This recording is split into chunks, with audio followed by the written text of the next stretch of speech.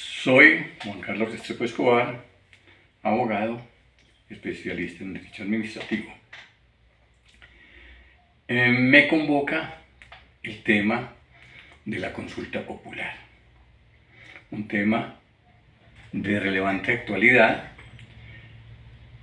y me parece que el ciudadano debe conocer en su verdadera extensión que es una consulta popular, para así tomar la decisión de participar libremente en ella, pero bajo el conocimiento de qué es.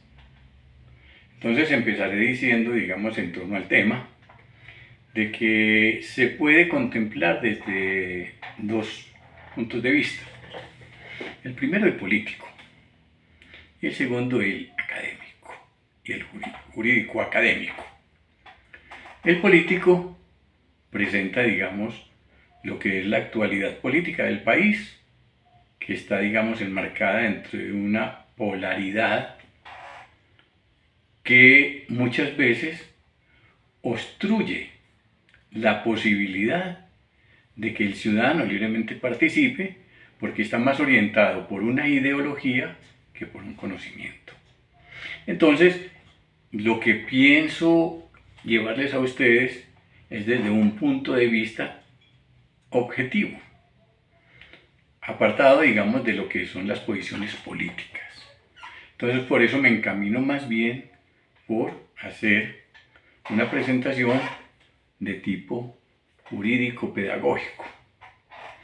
Jurídico porque vamos, digamos, a mirar los sustentos, las bases que tiene el derecho, tanto constitucionales como legales y jurisprudenciales al respecto, y pedagógico porque es llevar este conocimiento en una forma sucinta, clara, para que el ciudadano la entienda y la comprenda. Entonces, en esta medida, pues les anticipo de que lo haré en varias entregas para no hacer, digamos, un conversatorio no, una exposición supremamente densa y larga. Entonces empezaré por decirles de que las voy a contemplar desde 4 puntos. El primero, de un relato histórico de qué ocurrió con la participación ciudadana en la Constitución de 1886. Luego hablaremos, digamos, de la normatividad constitucional que ampara la participación ciudadana. Como tercer punto, se hablará, digamos, de la parte legal, o sea, las leyes que están directamente relacionadas con la participación ciudadana y que desarrollan las normas constitucionales.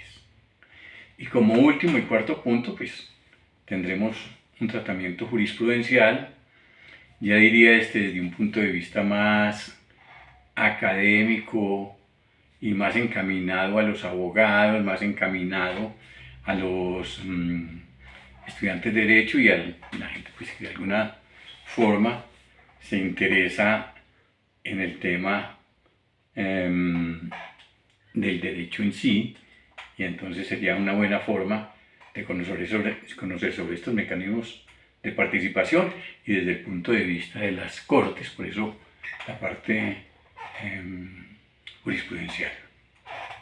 En desarrollo del primer punto, pues históricamente estuvimos en la Constitución de 1886, que nos llevó hasta finalizar en el año 90 empezando 91. Entonces, de ello se dirá que la participación ciudadana bajo la vigencia de la Constitución de 1886 fue sumamente restringida. Fue una participación llamada como censitaria, un voto censitario.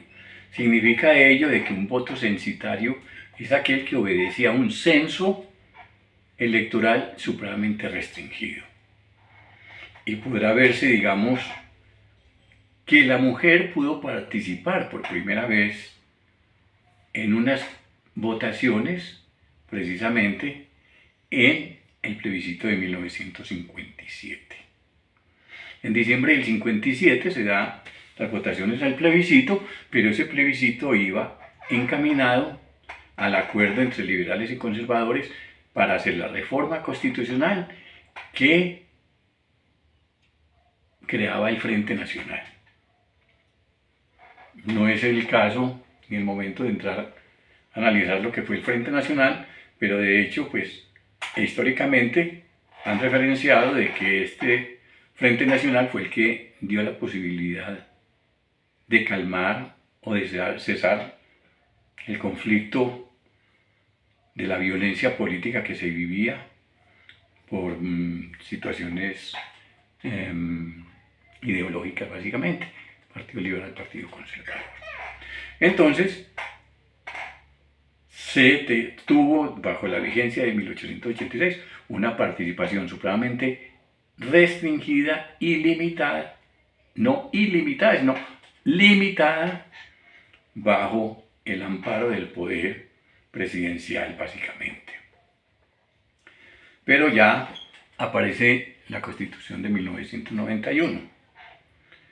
Constitución que nos enmarca dentro de un Estado social de derecho, fundado en 3 principios: el principio de la dignidad humana, el principio de la solidaridad y el principio del trabajo. Igualmente, ese artículo primero de la Constitución Política nos habla de que el sistema democrático, quiere decir ello, de que el gobierno en cabeza del pueblo, o sea, el gobierno del pueblo democrático. Pero aquí nos dan la posibilidad de una democracia participativa. Significa ello que el ciudadano ya puede participar, directa o indirectamente. Directamente cuando ejerce sus posibilidades y sus mecanismos que brinda la Constitución.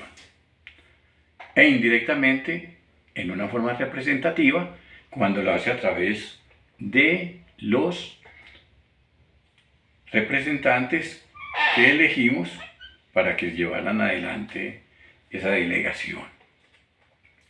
El artículo 2 de la Constitución Política también nos dice: la participación, o sea, el Estado tiene que brindar la posibilidad de esa participación en temas políticos, en temas económicos y en temas de convivencia para establecer un orden justo.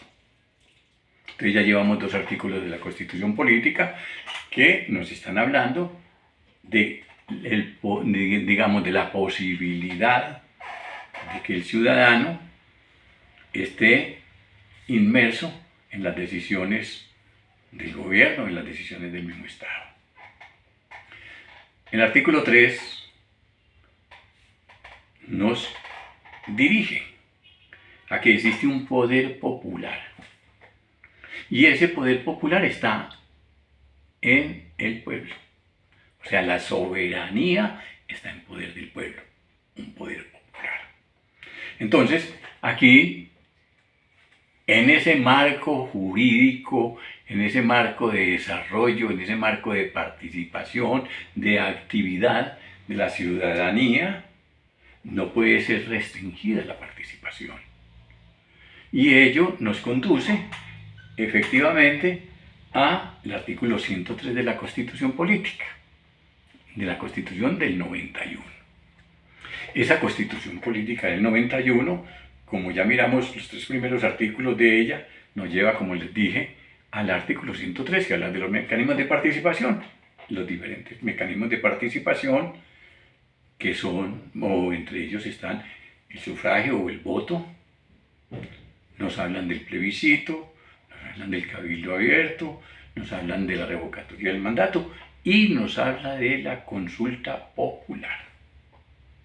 Entonces mire que ya la consulta popular tiene en esa Constitución todo el sustento y el soporte y la plataforma para la participación del pueblo en ella.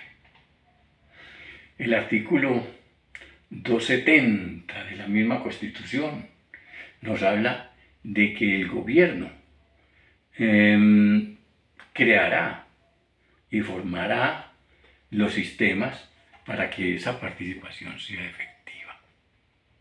Entonces, ya tenemos un sustento constitucional que nos va a llevar a que esta participación tenga un punto de legalidad teniendo como soporte la Constitución Política de 1991 en sus diferentes artículos. Ahora, en las próximas entregas hablaremos entonces del desarrollo legal, o sea, las leyes que desarrollaron las normas constitucionales, que ya estas son las que nos dicen en sí que es una consulta popular, cuáles son los requisitos y todo el mecanismo para que ésta sea efectiva. También el artículo 104. El artículo 104 constitucional nos habla, digamos, de la facultad que tiene el presidente para convocar a esta participación ciudadana, caso específico, el de la consulta popular. En la próxima entrega, entonces, ya hablaremos del desarrollo legal y hablaremos, digamos, de lo que es el desarrollo jurisprudencial. Buenas tardes, felicidades.